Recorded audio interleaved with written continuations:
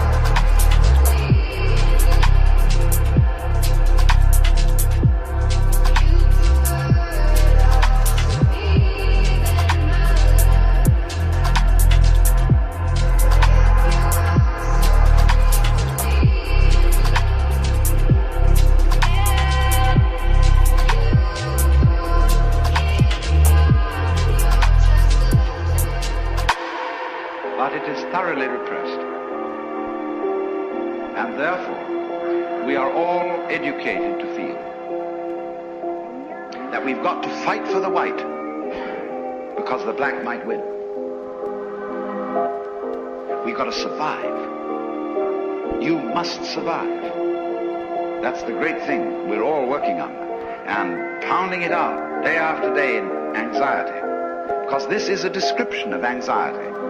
Anxiety is the fear that one of a pair of opposites might cancel the other forever. And if by any chance, by any means, you find out that that is not so, you have an entirely new attitude to what human beings are doing, which may be very creative, but which also may be very dangerous. You see through the game.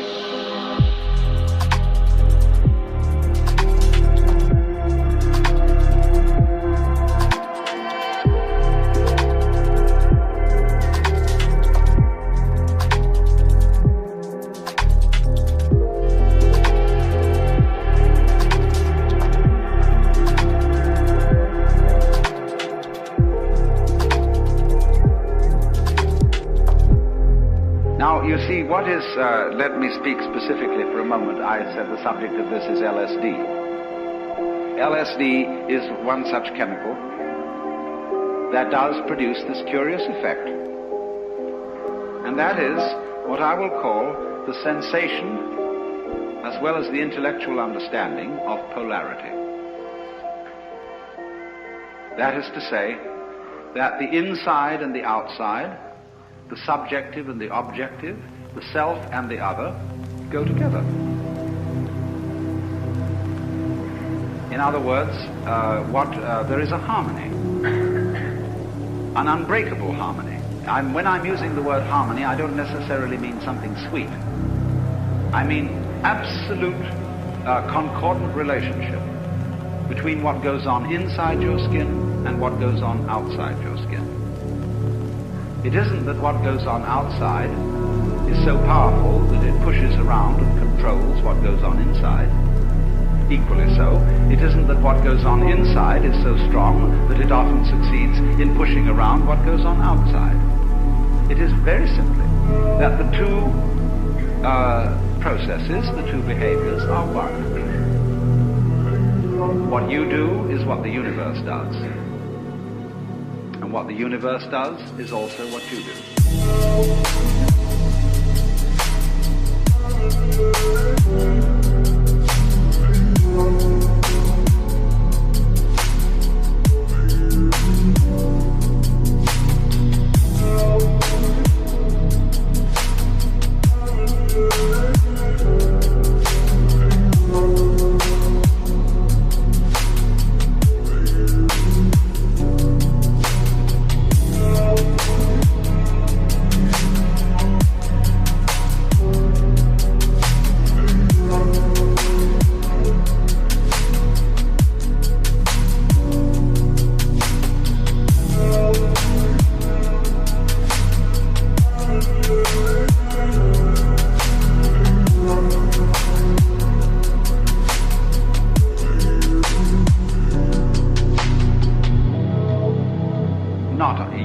Sense of your superficial ego, which is a very small, little tiny area of your conscious sensitivity, but you in the sense of your total psychophysical organism, conscious as well as unconscious.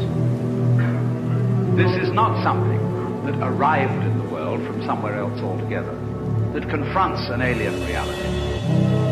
What you are is the universe, in fact, the works, what there is, and always has been, and always will be forever and ever, performing an act called John Doe.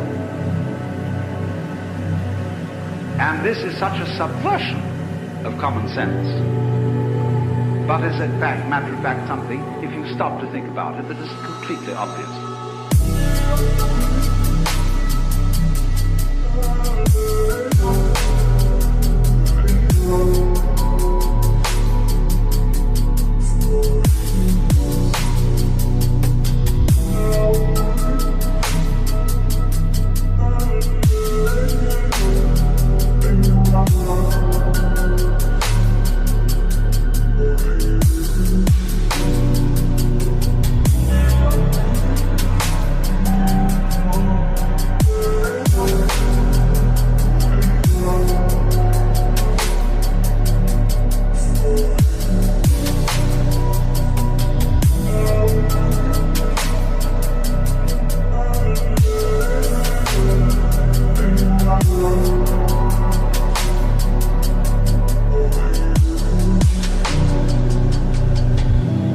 Everything conspires to prevent you from seeing that obvious thing.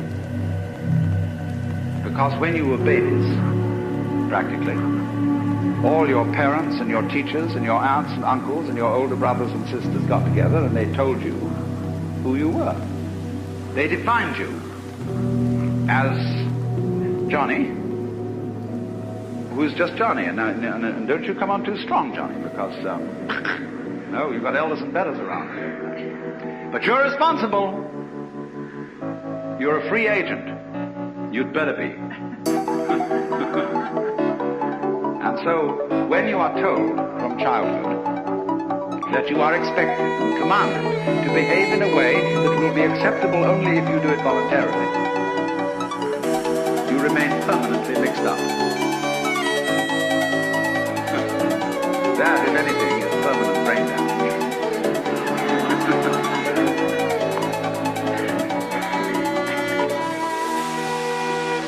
But that's the idea, you see, because that's the game we're playing. You started it. I didn't. See? That's the game we're playing.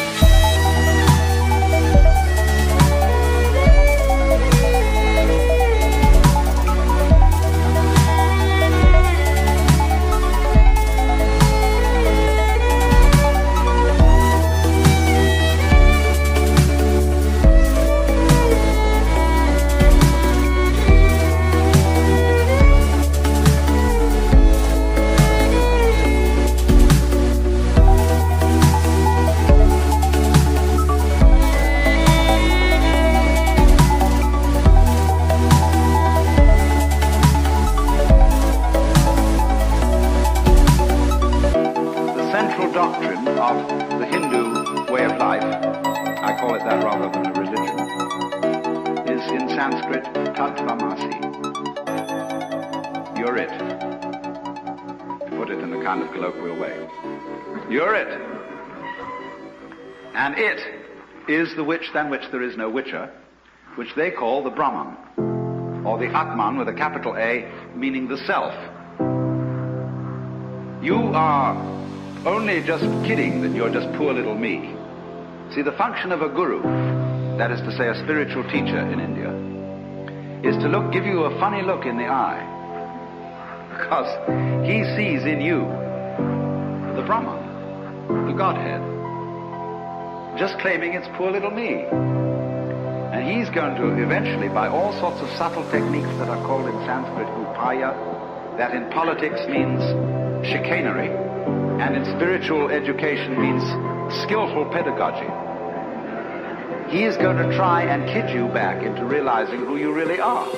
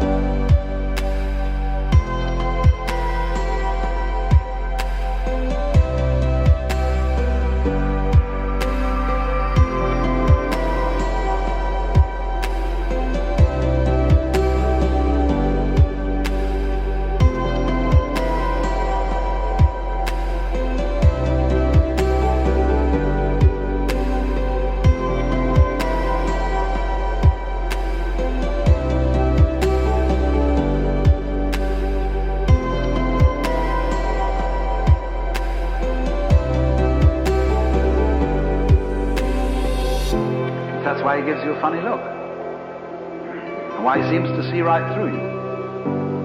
As if to say, Shiva, old boy, don't kid me. I know who you are. But you're coming on beautifully in this act. That you're somebody else altogether. And I congratulate you. You're doing a wonderful job. Playing this part, which you call the person.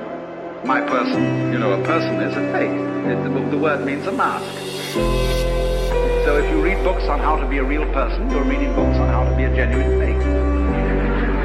The word persona, as you know, means a mask worn in Greco-Roman drama. So if you come on to the Guru and say, well, he asks you who you are.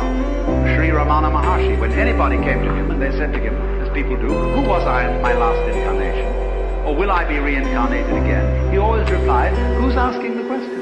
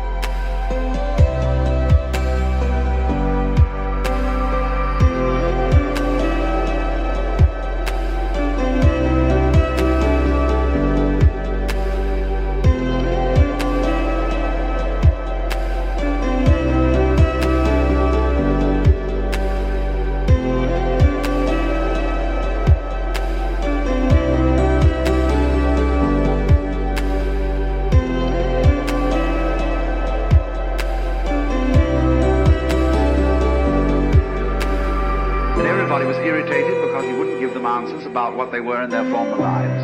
He just said, who are you? And he looked at you. Have you looked at photographs of this man? I keep a photograph of him close by because of the humor in his eyes. They're looking at you with a dancing twinkle, saying, come off it.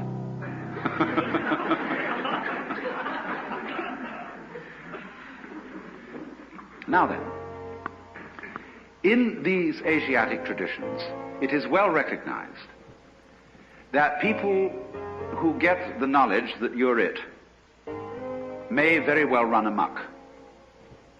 And therefore they always couple any method of gaining this, whether it is yoga, whether it is smoking something or drinking something or whatever is the method, they always couple it with a discipline. Now I know the word discipline isn't very popular these days, and I would like to have a new word for it. I would prefer to use the word skill. Discipline is a way of expression. Say you want to express your feelings in stone. Now stone doesn't give way very easily. Tough stuff. And so you have to learn the skill or the discipline of the sculptor in order to express yourself in stone. So in every other way, whatever you do, you require a skill. And it's enormously important, especially for American people, to understand that there is absolutely no possibility of having any pleasure in life at all without skill. Money doesn't buy pleasure. Ever.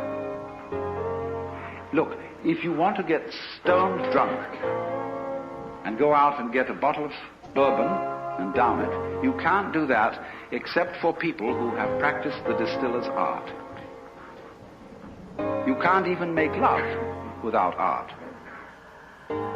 Where I live in Sausalito, we have a harbor full of ever so many pleasure craft. Motor cruisers, sailing boats, all kinds of things. And they never leave the dock. All that happens with them is their owners have cocktail parties there on Saturdays and Sundays. Because they discovered, having bought these things, that the discipline of sailing is difficult to learn and takes a lot of time. And they didn't have time for it, so they just bought the thing as a status symbol. So, in other words, you can't have pleasure in life without skill. But it isn't an unpleasant task to learn a skill. If the teacher, in the first place, gets you fascinated with it.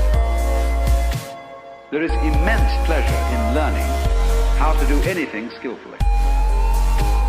To make carpentry things, to cook, to write, to calculate, anything you want can be immensely pleasurable to learn the discipline. And it is completely indispensable. Because look, you may be a very inspired musician. I'm not a musical technologist, you see, and I regret it, but I'm a word technologist. But I can hear in my head all kinds of symphonies and all kinds of marvelous compositions, but I don't have the technique to write them down on paper and share them with somebody else. Too bad. Maybe next time around.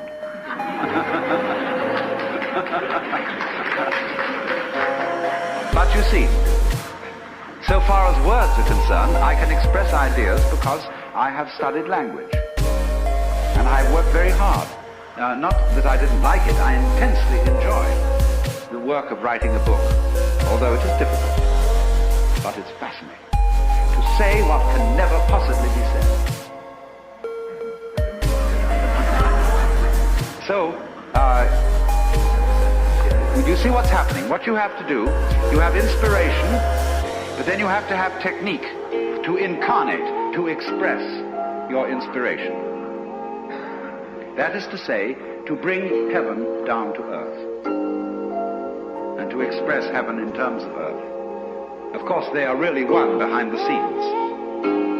But there's no way of pointing it out unless you do something skillful. You see, we are all, at the moment, absolutely in the midst of the beatific vision. We are all one with the divine, or some, I don't like that sort of wishy-washy language, but we are all there.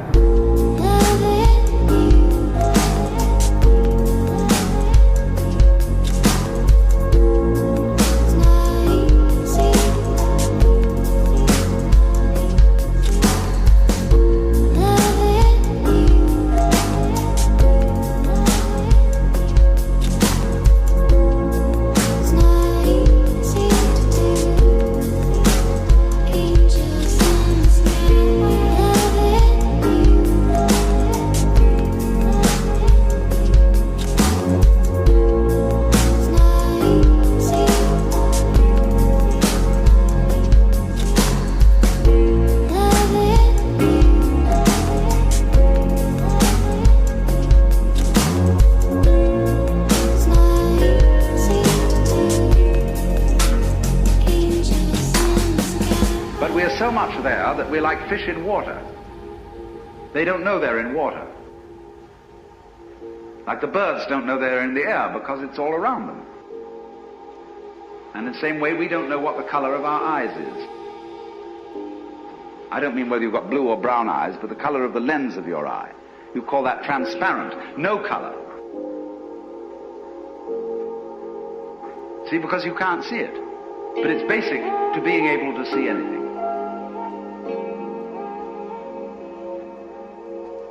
So in order to find out where you are, there has to be some way of drawing attention to it. And that involves skill. Upaya in Sanskrit. Skillful means. So, it's all very well. Anybody can have ecstasy. Anybody, as a matter of fact, can become aware that he is one with the eternal ground of the universe.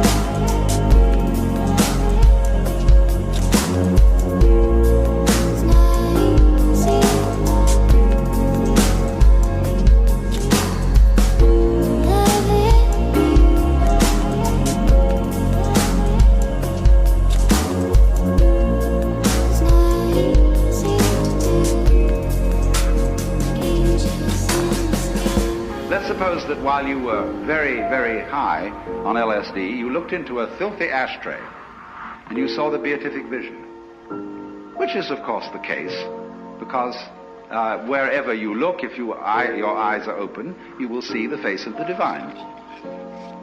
Then you come out of your ecstasy with the dirty ashtray and say to everybody, here it is.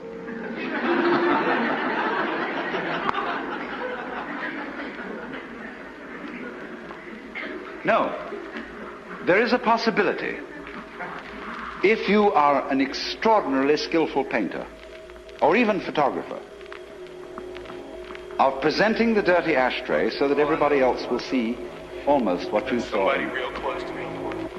But you will have to have a technique which will translate every grain of ash into a jewel. Because that's what you actually saw. But that requires mastery of an art.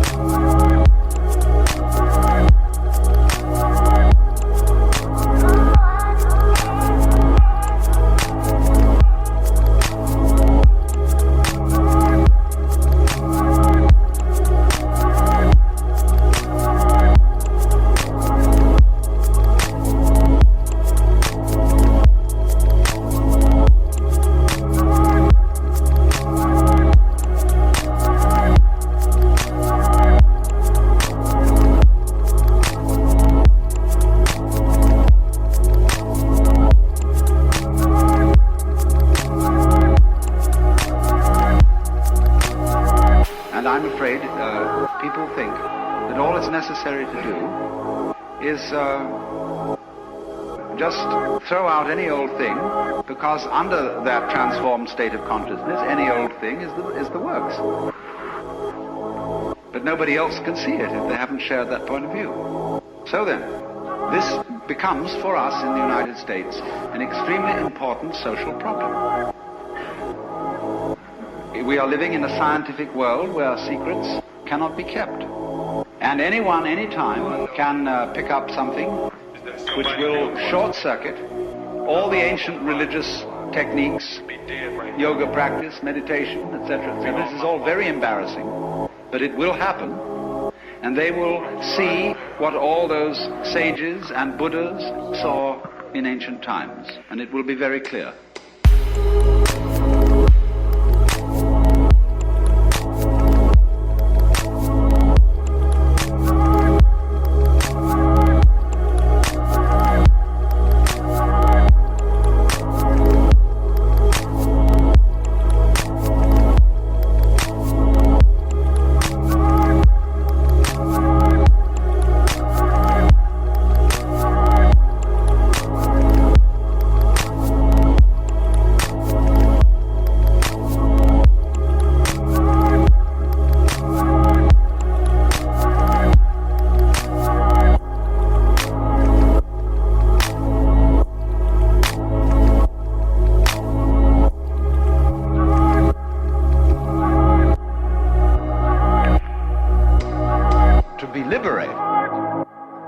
Is to be able to see human life in the same way as you see all other life. And to do that, you have to be able to live, as it were, on two levels. The level of involvement and the level of detachment. Cultivating the level of detachment is something that is done through the mysterious human property of self-consciousness. To be able to know that you know, to feel that you feel. And by possessing that faculty, which is self-consciousness, is being able to reflect upon one's own life, we are able to become, as it were, to go to a level at which our own life is seen in its total context in the universe. That is to say, to realize that yourself is not your ego, which is the standpoint at which you are involved in your game, taking sides. But yourself is the eternal, immeasurable reality that is what there is.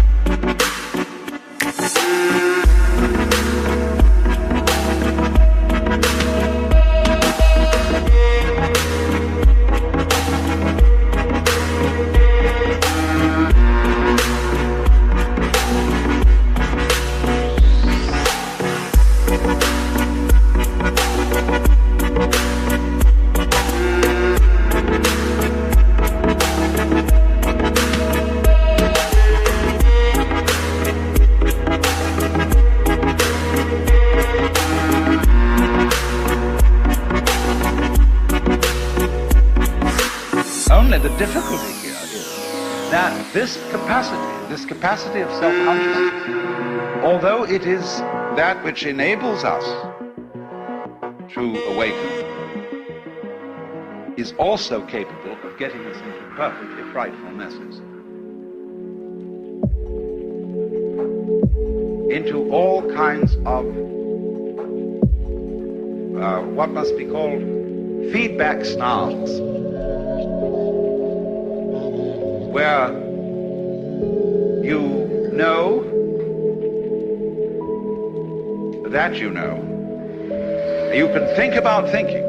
And the moment you can think about thinking, you can think whether your thinking was right or not. Did it come off? Did I do the right thinking? Then you start to worry. Then you start to worry about the kind of thinking you are doing about thinking. And so builds up our peculiar human anxiety. When these creatures that are not self-conscious behave, they behave spontaneously. They just go zoom, zowie, and do what they have to do. And so if it doesn't work, they die. But they don't worry about it in advance. That's that. Magnificent, you see. And human beings have a faint memory, kind of archaic, sort of collective unconscious Jungian style feeling that there was a time when we didn't have to worry, when we could never be neurotic. And a great deal of religion, you see, is an attempt to regain the golden age.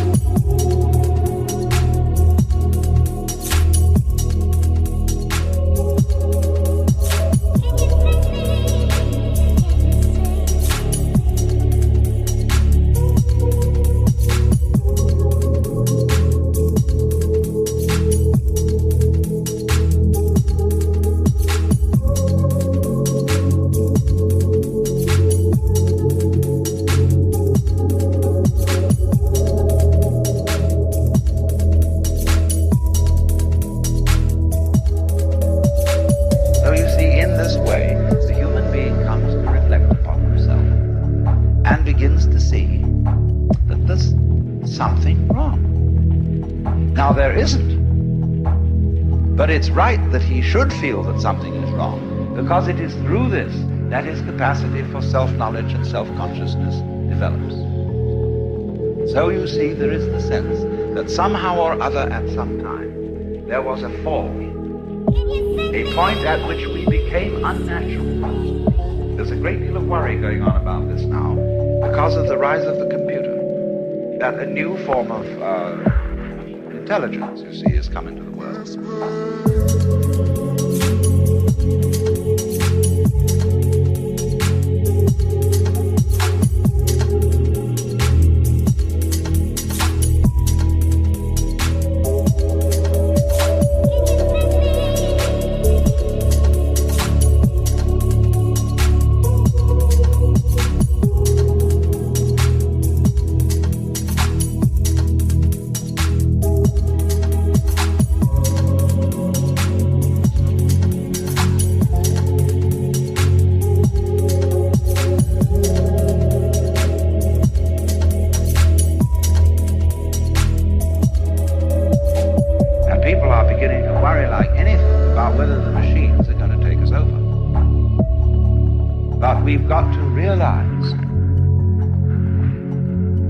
that machines aren't, see, machine is becoming a dirty word.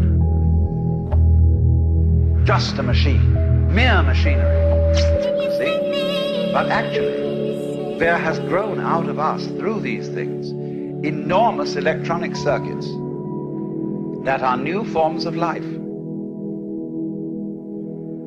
And these are all connected with us. They're not separate from us. They're not something like a different order of beings that might come from some other planet and conquer us. The whole development of the electronic minds and brains that we have are new cortexes. See, the cortex overlaps the original central brain. And as it were, when you play this game, you know, putting hands over hands over hands, children might play, it's a game called capping. The cortex caps the central brain that is more like the brain of an animal and enables us to reflect on it. Now, all this machinery that we are making is an extension of our brain and is a new kind of life. Open your eyes and make your entrance.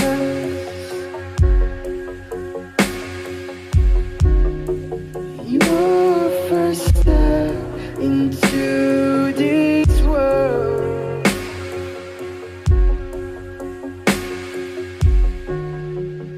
Take my hand, I will embrace you.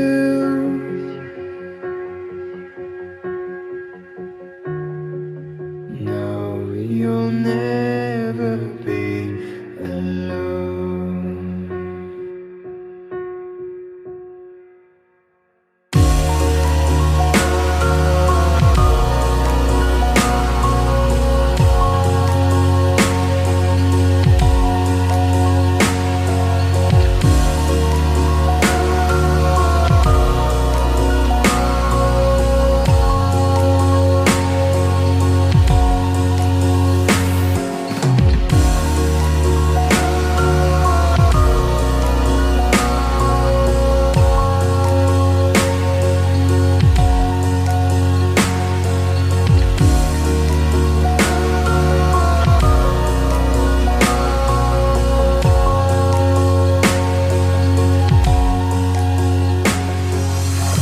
But it worries us.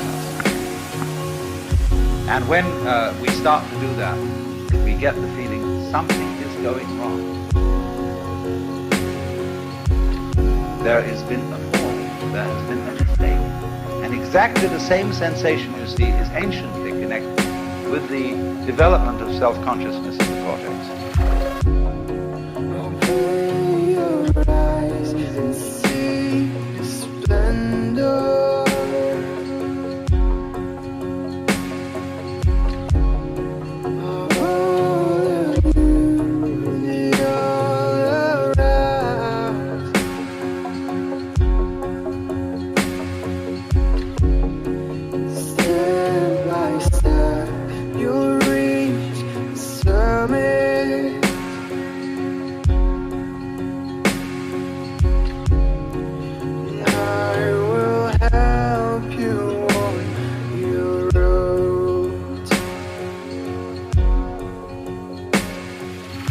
Something went wrong. Because every time we get that feeling, it means that we've taken a new step in controlling things. Instead of relaxing and letting our wings fly us like a moth or a bird, we now have these jet planes where we have an elaborate system of anxious people, morning, noon, and night, checking it that those things go right. Now then, to take this a step further, we are all amazingly involved in the process of being human and playing our game and taking our side. And therefore our victories and defeats, our sicknesses and our healths, are things we get mighty partisan about. And therefore we cannot see that human behavior is just like everything else. It never makes a mistake.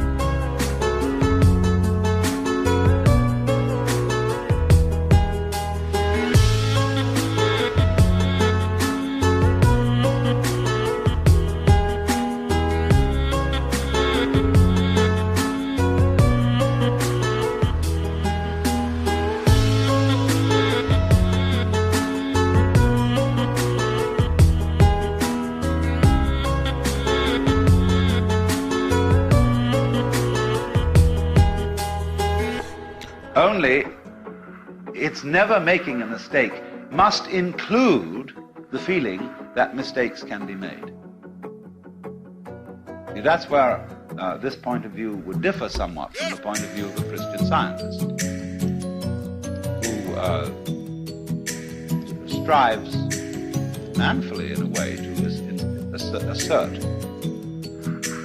that evil is purely illusory, but doesn't quite grasp the point that the illusion of there being something evil is important and good too.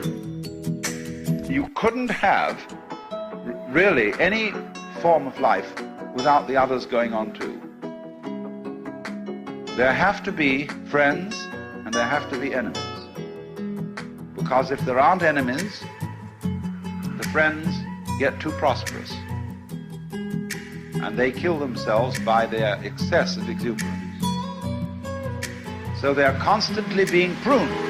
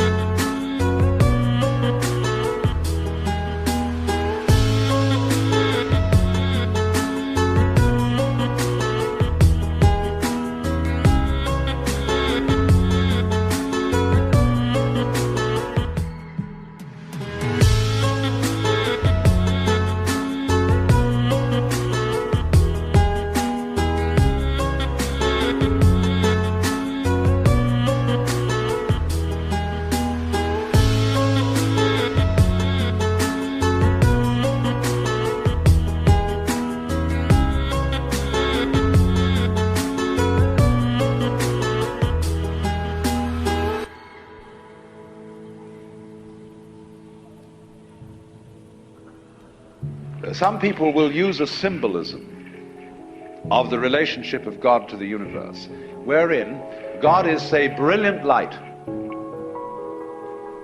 only somehow veiled, hiding underneath all these forms that you see as you look around you.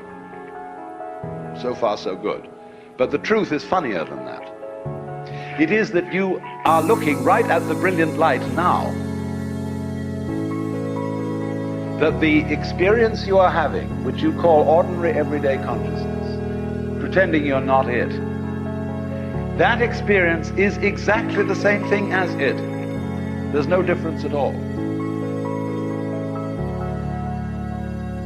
And when you find that out, you laugh yourself silly.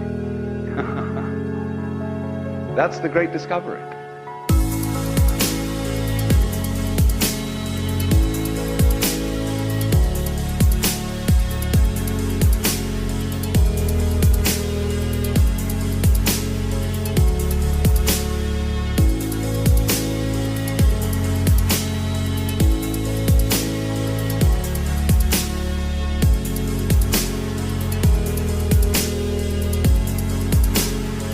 When you really start to see things, and you look at an old paper cup, and you go into the nature of what it is to see, you realize that that vision of the paper cup is the brilliant light of the cosmos.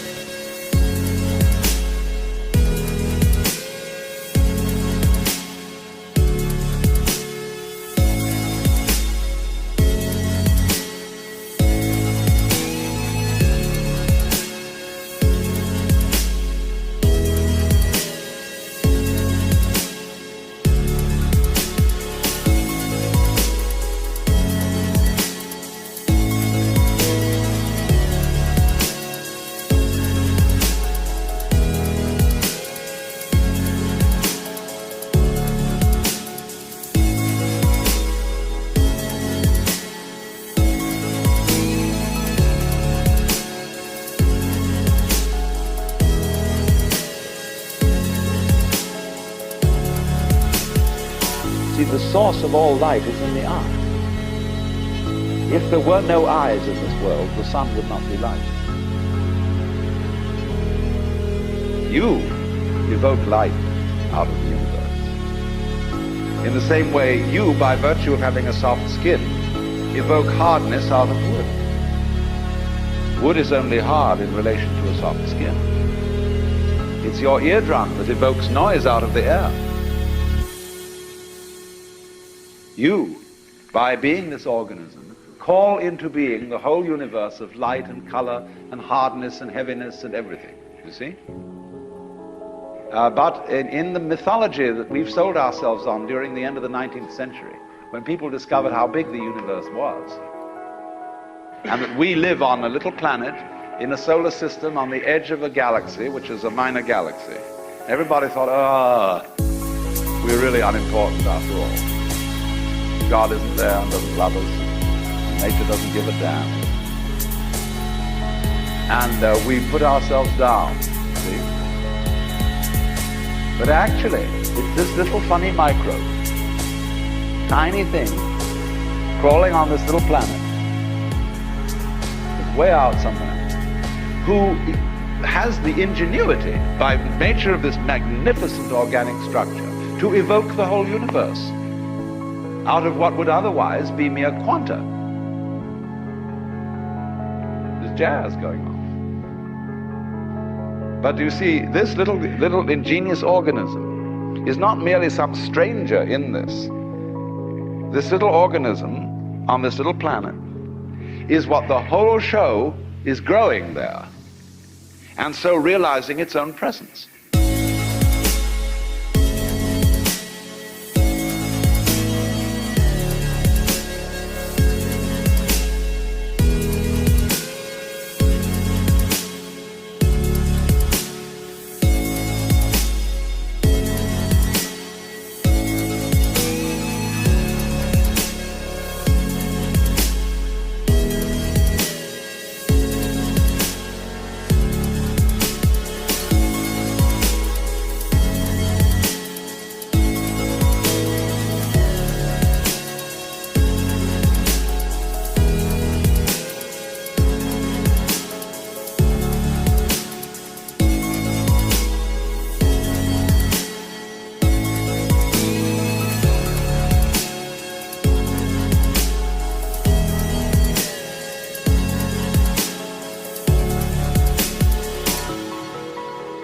Now, here's the problem. If this is the state of affairs, which is so, and if the consciousness state you're in at this moment is the same thing as what we might call the divine state, if you do anything to make it different, it shows you don't understand that it's so. So the moment you start practicing yoga, or praying, or meditating, or indulging in some sort of spiritual cultivation, you are getting in your own way. The Buddha said, we suffer because we desire. If you can give up desire, you won't suffer. But he didn't say that as the last word. He said that as the opening step of a dialogue. Because if you say that to someone, they're going to come back after a while and say, yes, but I'm now desiring not to desire. And so the Buddha will answer, well, at last you're beginning to understand the point.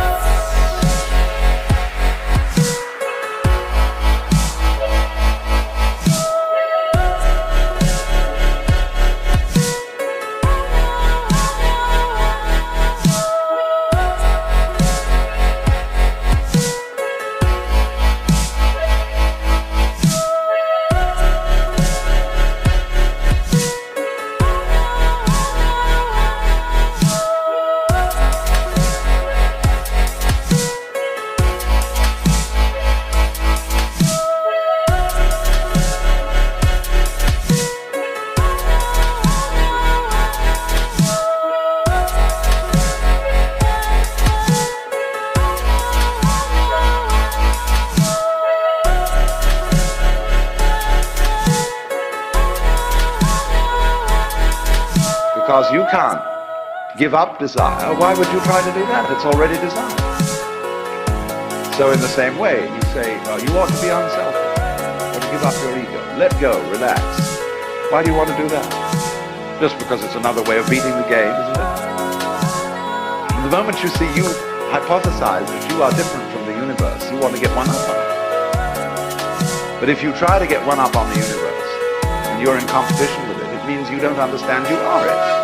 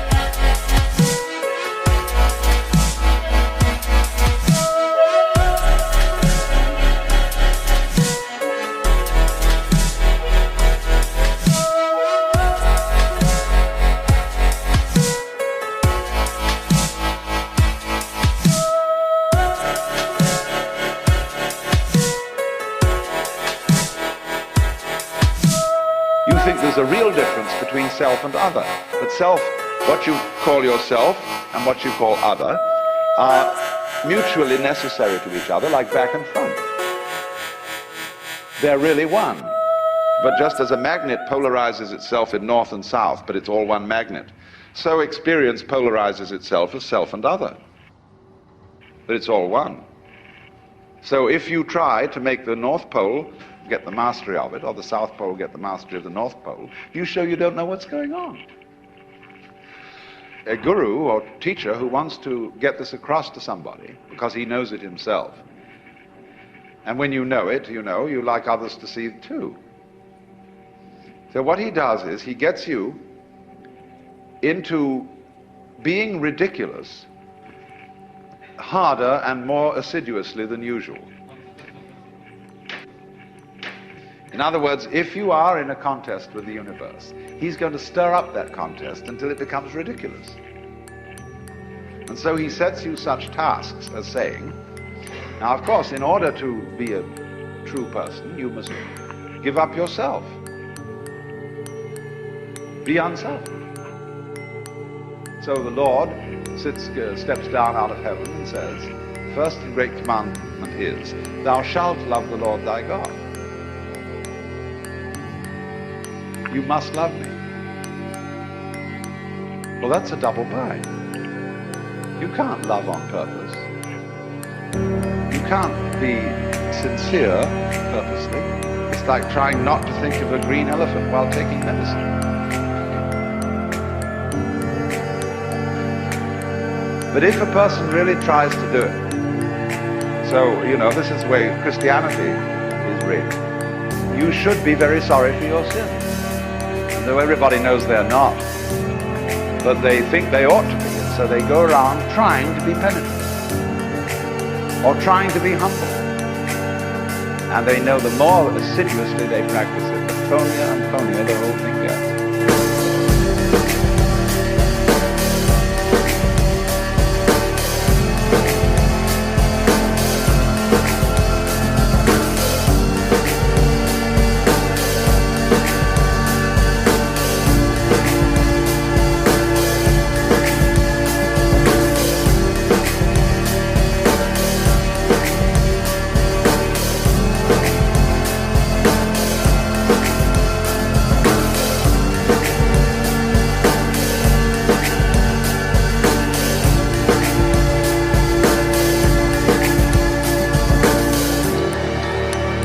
If you think you have a problem, that you're an ego and that you're in difficulty, the answer that the Zen master makes to you is, show me your ego. I want to see this thing that has a problem. When Bodhidharma, the legendary founder of Zen, came to China, a disciple came to him and said, I have no peace of mind. Please pacify my mind. And Bodhidharma said, bring out your mind here before me and I'll pacify it. Well, he said, when I look for it, I can't find it. So Bodhidharma said, there, it's pacified. See, because when you look for your own mind, that is to say, your own particularized center of being, which is separate from everything else, you won't be able to find it. But the only way you'll know it isn't there is if you look for it hard enough to find out that it isn't there. So everybody says, all right, know yourself. Look within. Find out who you are. Because the harder you look, you won't be able to find it. And then you'll realize that it isn't there at all. There isn't a separate you.